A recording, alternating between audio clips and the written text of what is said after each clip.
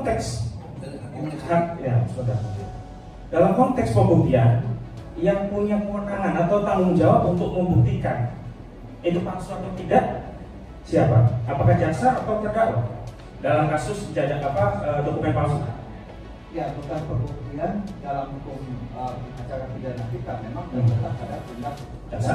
Nah, sekarang dalam kasus berita bohong yang ada dokumen palsu dianggap bohong, berarti harus dibuktikan dong kabar benarnya. Ada di mana beban pembuktian itu? Apakah di terdakwa yang mengatakan ijazah Jokowi palsu atau pada jaksa yang mendakwa saudara terdakwa ini mengedarkan kabar bohong?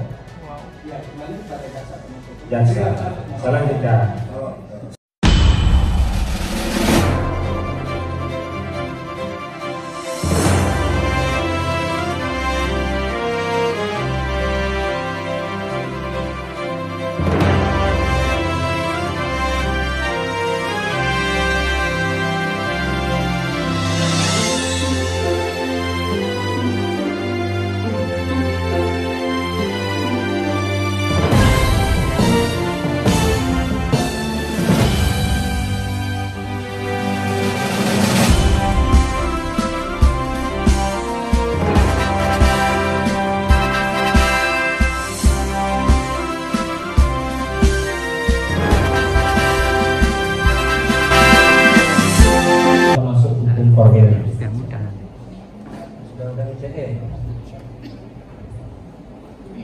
Iya, di dalamnya ada juga unsur formilnya ya, betul. Menyangkut juga masalah Pembuktian. Baik. Dalam hukum formil melalui Undang-Undang ITE ini ada pasal 6 yang menyatakan bahwa si itu harus dapat dijamin dengan cara dapat diakses untuk menjaga keasliannya dan utuhannya, dan harus dapat ditampilkan untuk menerangkan suatu peristiwa. Pertanyaan saya, di dalam dakwaan muncul URL atau link yang sebenarnya itulah pintu ada atau tidaknya unsur kebencian itu disebarkan atau tidak. Dan dalam ketentuan pasal lex specialis ya, pasal 6 nih ya, berkaitan dengan pembuktian itu harus dapat diakses. Setelah diakses, itu tidak bisa dan tidak pernah ditampilkan. Yang ditampilkan hanya kopian dari video.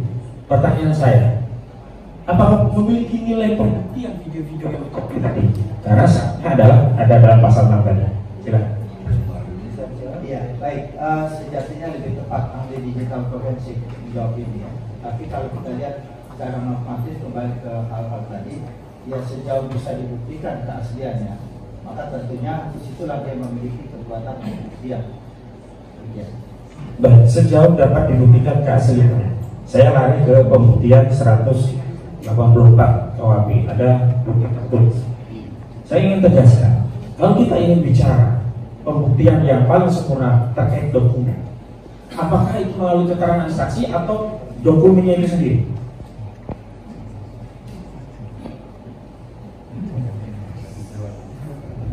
Ya, ini misalkan terkait dokumen. Dokumen itu asli atau palsu. Kekuatan alat bukti sesuai dengan pasal 184 yang paling signifikan itu apa? Pembuktian tertulis, dokumennya itu sendiri ada aslinya atau tidak, atau hanya keterangan saksi-saksi, temannya lah, gurunya lah, pola wakil lah, katanya dan seterusnya. Silakan. Ya, kalau menurut saya tentunya pertama-tama kepada pembuktian dari sudut digital forensik. Barulah kemudian dikuatkan oleh saksi-saksi dan alat bukti yang lain. Ya. Kalau bukti terkait dokumen bukan elektronik, saya masuk ke pasal 14 ayat 1 dan 2 termasuk pasal 15 Undang-Undang Nomor 1 Tahun 1946. Ada kabar bohong. Ini dakwaannya. Tentu ada kabar benarnya. Kabar bohongnya adalah saudara terdakwa dianggap mengedarkan kabar bohong karena menyebut ijazah Jokowi palsu. Sesuai dengan pasal 184 tentu harus ada dokumen tertulis tadi. Saudara katakan tadi ijazah asli itu yang paling otentik. Pertanyaan saya, Anda memberikan syarat tadi kalau ijazahnya hilang baru boleh. Ini faktanya tidak pernah ada di dalam sebuah forum pembuktian persidangan itu surat keterangan. Surat keterangan bahwa ijazah SD Joko Widodo hilang, surat keterangan bahwa SMP Joko Widodo hilang atau S1 Joko Widodo hilang. Tidak ada. Kalau begitu kagak. Nah, pertanyaan saya, Untuk menghilangkan praduga, saya ingatkan ada Dio, lebih baik seorang hakim melepaskan 1000 orang tidak bersalah ketimbang menghukum 1 orang tidak bersalah. Keyakinan apa yang bisa diperoleh oleh hakim kalau tidak ada bukti otentik tertulisnya, padahal ini terkait dokumen asli atau tidak? Mohon ditanya.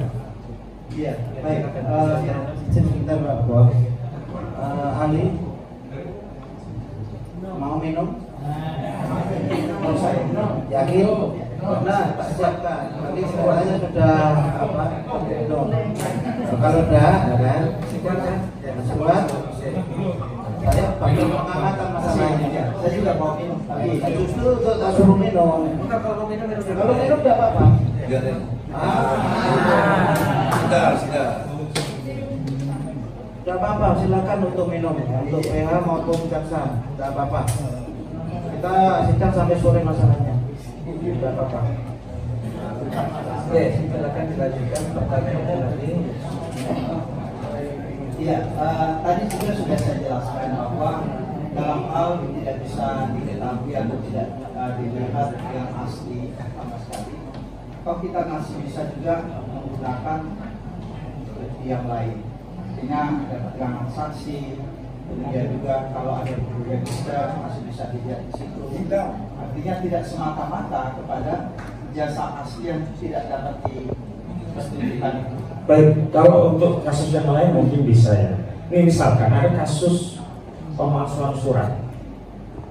Apakah kasus itu bisa jalan kalau tidak ada bukti forensik terkait suratnya?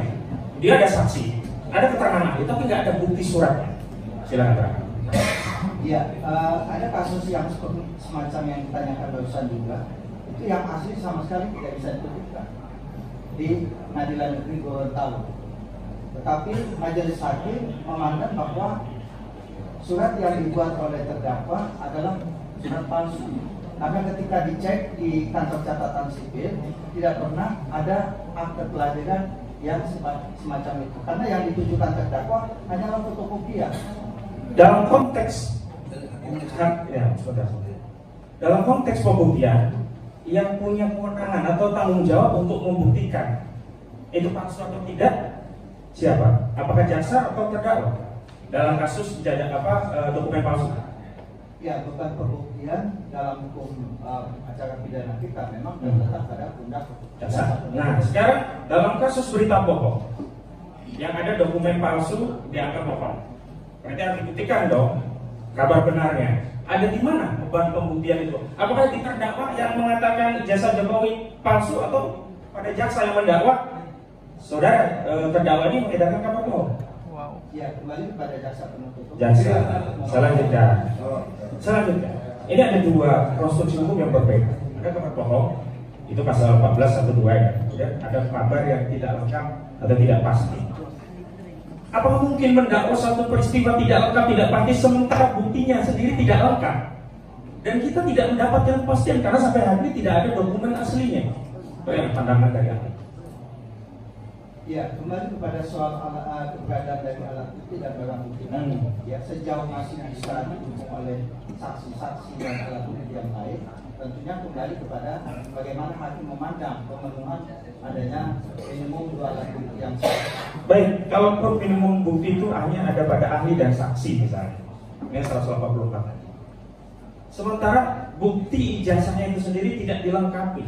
Apakah mungkin mendakwa suatu kabar tidak lengkap sementara dakwaan tadi tidak bisa membuktikan versi lengkapnya? Ya, tadi melalui majelis hakim sudah saya sampaikan bahwa sudah juga ada kasus yang semacam ini, ya, tidak bisa ditunjukkan dokumen aslinya karena yang bersangkutan hanya bisa menunjukkan fotokopinya dan hakim yakin sesuai dengan alat bukti yang lain bahwa telah terjadi pemalsuan surat, sehingga dengan demikian. Baik, itu kan prosedur. Saya kembali ke KUHP. Normanya, idealnya, kalau itu kan kondisi faktual seperti itu. Normalnya, idealnya bagaimana? Haruskah dilengkapi bukti-bukti itu baru bisa mendakwa tidak lengkap atau tidak pasti yang dapat menerbitkan keonaran?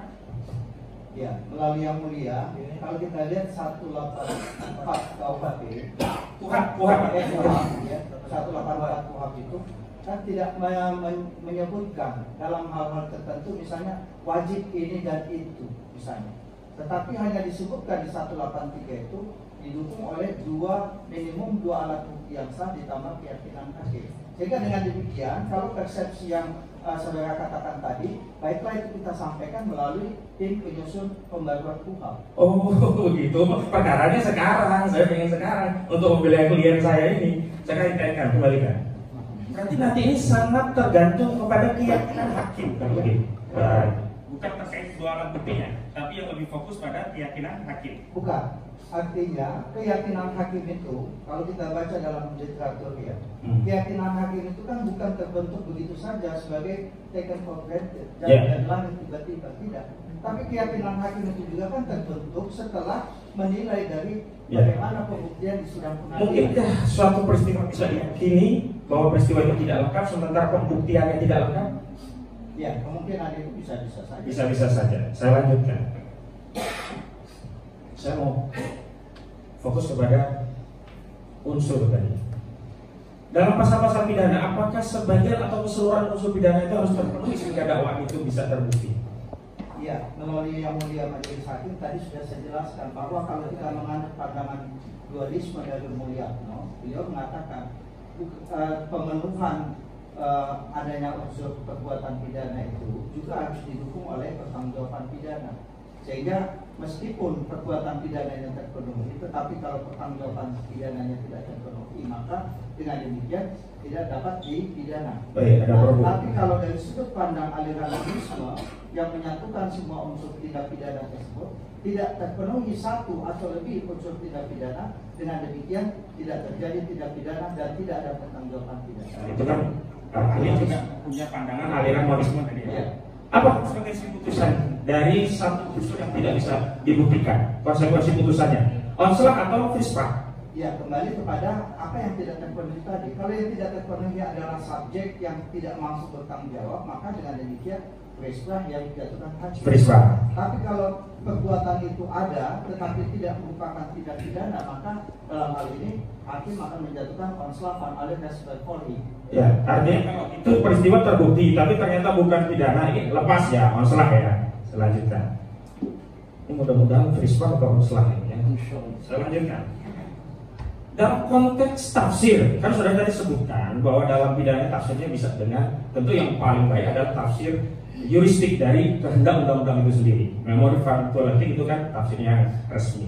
Kemudian ada tafsir gramatika. Nah, pertanyaan saya, apakah boleh dalam pidana itu menggunakan tafsir perluasan dengan analogi? Sejauh yang saya pahami, analogi tidak dibolehkan dalam pidana. Baik, saya masuk. Dulu Undang-Undang Nomor 1 tahun 1946, baik pasal 14 ayat 12, pasal 15, zaman itu tidak dikenal sosial media. Jadi kalau keonaran yang keonaran nyata, apakah mungkin kita kemudian menganalogikan keonaran yang nyata tadi kemudian dipindah ke sosial media dengan pandangan saudara yang mengatakan tidak boleh analogi? Ya, tentunya dalam hal ini kembali kepada penggunaan dari tafsiran yang lain. Artinya kita tidak menggunakan analogi karena kalau analogi itu menyamakan misalnya binatang berkaki empat dengan ikan, itu analogi. Tetapi kalau kita menggunakan penafsiran ekstensif memperluas seperti yang digunakan di Mahkamah Agung Belanda dulu, Hogerat itu memutus bahwa pencurian aliran listrik pun masuk dalam kategori pencurian menurut pasal 362 KUHP. Sehingga dengan demikian sekalipun hanya 2 dari 3 unsur barang yang dimaksud di situ terpenuhi, tetapi Hogerat waktu itu sudah berpendapat bahwa unsur itu sudah cukup. Sehingga dengan demikian terjadilah adanya penafsiran memperluas. Baik, saya mohon diterangkan sekaligus diberi batasan perbedaan antara penafsiran yang sifatnya analogis dengan ekstensif dikaitkan dengan kekhawatiran kita banyak terjadi kriminalisasi terhadap suatu peristiwa yang sebenarnya secara limitatif tidak diatur. Silakan. Iya, baik. Lewat majelis ketua tadi saya sudah sampaikan juga bahwa memang Undang-Undang Nomor 1 Tahun 46 itu dibuat dalam situasi di mana kita belum mengenal kemajuan teknologi seperti saat ini. Tetapi sejauh undang-undangnya belum pernah dicabut sama sekali, maka disitulah penafsiran itu sangat diperlukan untuk melihat apakah terpenuhi. Saya bertanya tadi, terminologi atau definisi yang ekstensif itu seperti apa, yang analogis seperti apa, batasannya seperti apa, sehingga tidak rawan kemudian penyidik, jaksa atau hakim melakukan perluasan satu tindak pidana unsur-unsurnya melampaui apa yang dikehendaki pasal dengan dalih ekstensivitisme, gitu. Kalau itu analogi kan berarti nggak boleh. Kalau intensivisme kan masih memungkinkan ekstensif.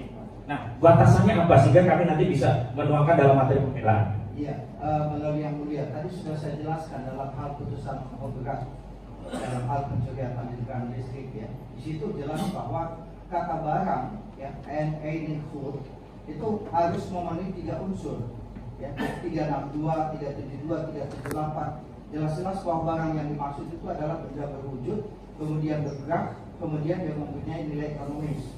Tetapi untuk adanya perwujudan dari aliran listrik itu tidak mungkin dilakukan karena listrik itu sesuatu yang tidak dapat dilihat oleh mata telanjang.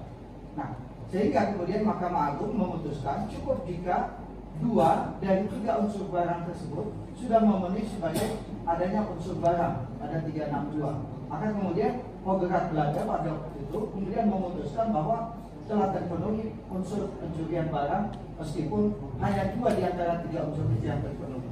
Nah, sedangkan kalau kita menggunakan analogi, ini memperluas begitu saja sesuatu itu sama saja dengan benda yang dimaksud tersebut. Tadi sudah saya contohkan bagaimana kita bisa menyamakan misalnya binatang berkaki 4 dengan ikan. Nah, kalau dia sama-sama makhluk hidup saja, oke. Tetapi kalau dia kita katakan sebagai makhluk yang hidup di air, ini binatang berkaki 4 jelas-jelas tidak di air, ikan di air. Nah, jadi dengan demikian memang harus lihat analogi itu dalam hukum pidana tidak dibolehkan sedemikian rupa. Baik, saya lanjutkan. Tadi ada perdebatan sosial media, kemudian dianggap itu sebagai kewenangan. Padahal saya sendiri perdebatan sosial media itu biasa, bukan lawan tapi tidak pendapat saja. Kecuali aktual muncul sebagai suatu tindakan nyata baru begitu. Nah, hal yang seperti ini tipis-tipis. Ini apakah perluasan analogi atau bagian dari intensifikasi tafsir sampai ke sana, ekstensif lagi gitu? Iya, melalui yang mulia, tentunya di sini kembali lagi kepada soal wajah tadi ya, soal bersifat melawan hukum itu. Memang kita bisa melihat, tadi juga saya ungkapkan bahwa ada kalanya kita lihat perdebatan di sosial media, saling menyerang, saling memaki, menjelekkan dan sebagainya. Tetapi ketika pihak korban katakanlah tidak mau melakukan pengajuan sehingga dengan demikian kasus itu tidak dilanjutkan, maka itu hanya sebatas perdebatan di media sosial tadi. Nah, tetapi kalau kita kembalikan kepada sifat melawan hukum tadi, maka kita lihat dari sudut bagaimana sifat melawan hukum yang kita anut di Indonesia. Artinya lagi-lagi juga ahli hanya memberikan parameter, tapi terhadap penerapan kasus ini ahli juga tidak tahu, kembalikan kepada majelis hakim. Ya, tentunya demikian. Baik, selanjutnya ahli. Ini undang-undang ITE kan jatuhnya ke pasal 45A ayat 2 yang ancaman pidananya 6 tahun. Kalau pasal yang biasa tadi pasal 14 itu 10 tahun. Kalau yang penodaan agama 156 itu 10 tahun. Nah, pertanyaan saya, apakah dalam proses BAP itu termasuk juga ahli ditanya tentang pandangan ahli terkait pasal penodaan agama? Karena baru yang saya diterangkan tadi baru ITE sama kabar bohong. Ya, saya juga ditanyai waktu itu tentang penodaan agama.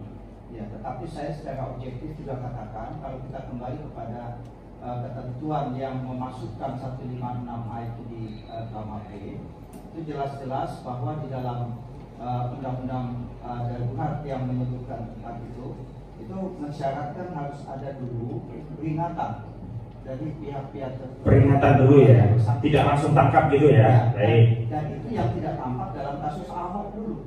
Karena ketika dia diduga melakukan perbuatan itu, dia tidak diberikan kesempatan untuk diperingatkan terlebih dahulu. Harusnya ada peringatan. Tetapi saya waktu memberikan pendapat di bagian skrip, saya katakan bahwa seyogianya sesuai pasal 2, pasal 3 dari peraturan tersebut itu harus diperingatkan terlebih dahulu. Sehingga dengan demikian yang bersangkutan tahu apa yang dia lakukan itu sesuatu yang tidak boleh dilakukan. Baik, yang kedua, kalau ini berkaitan agama, siapa yang punya otoritas untuk memberikan kualifikasi bahwa ini telah menodai agama tertentu? Misalkan kalau Islam siapa, apakah boleh NU, boleh Muhammadiyah? Kalau Kristen apakah boleh individu atau gereja tertentu, atau ada otoritas representatif agar tidak ada perbedaan pandangan dari agama-agama yang dimaksud? Ya, dalam hal ini memang kita lihat ada relativisme pemikiran ya. Artinya ini sejauh yang saya pahami kembali lagi kepada bagaimana tafsir yang dimiliki oleh hakim untuk menilai sejauh manakah telah terjadi penodaan agama atau tidak. Nah, artinya sebatas yang saya pahami juga, saya sebagai ahli pun tidak bisa begitu saja mengatakan bahwa itu sesuatu yang sudah menodai agama. Kembali kepada soal relativisme tadi ya. Dan saya juga ingatkan bahwa ketika itu sesuai dengan pasal 2 dan pasal 3 dari peraturan tersebut, itu masih memberikan kesempatan untuk diperingatkan terlebih dahulu kepada yang bersangkutan. Dalam suatu proses tidak ada peringatan, apakah kasus ini bisa dianggap sebagai kasus yang katakanlah prematur gitu? Ya, kalau menurut pendapat saya untuk penodaan agamanya tentunya tidak bisa begitu saja kita terapkan karena tidak dilakukan langkah-langkah yang semestinya sesuai dengan peraturan tersebut. Baik, lagi tindakan yang prudent karena ini terkait agama loh, karena putusan ini juga bisa jadi prosedur nanti. Bagi kita semestinya menggunakan tafsir keagamaan yang resmi. Misalnya kalau dalam Islam itu Majelis Ulama Indonesia, atau boleh kita menggunakan tafsir pribadi individu tertentu karena ini berkaitan dengan penodaan agama untuk lebih hati-hati, agar lebih prudent gitu. Ya, mohon maaf, agar tidak salah dalam mengambil keyakinan begitu. Ya, mohon izin melalui yang mulia karena ini bukan kompetensi saya pikir saya tidak akan memasuki ranah itu. Bukan, ini terkait hukum pembuktian. Kan nanti harus ada pembuktian, diantaranya harus ada fatwa keagamaan. Kalau Hindu ya dari Hindu, Buddha dari Buddha. Nah, yang lebih prudent itu dalam bukti tadi loh, agar kita tidak masih punya dugaan-dugaan. Lebih prudent mana? Mengambil keterangan resmi dari representasi lembaga resmi, kalau Islam MUI, kalau gereja itu GKI dan seterusnya, atau dari individu saja boleh. Ini untuk menjaga kehati-hatian. Ya, kalau melihat secara umum ya, kita lihat dari common sense, ya tentunya lembaga-lembaga keagamaan itu yang dianggap sebagai representasi. Baik. Yang penting. Yang resmi ya, MUI kalau dalam Islam. Tetapi saya juga harus mengatakan dengan jujur bahwa di kalangan kami Protestan saja, bukan hanya PGI, Persekutuan Gereja Indonesia. Enggak, kalau dalam kasus ini ada Islam. lagi dalam GBI, ada lagi Persekutuan Pentakosta, Persatuan Pantekosta, Gereja Betel dan sebagainya. Jadi, tapi kalau kita lihat dari sudut ini, maka representasi dari lembaga-lembaga keagamaan demikian tentunya patut untuk menjadi rujukan bagi Anda. Baik, terima kasih yang mulia, cukup dari kami. Cukup, masih ada? Coba dibatasi ya, sudah selesai kita.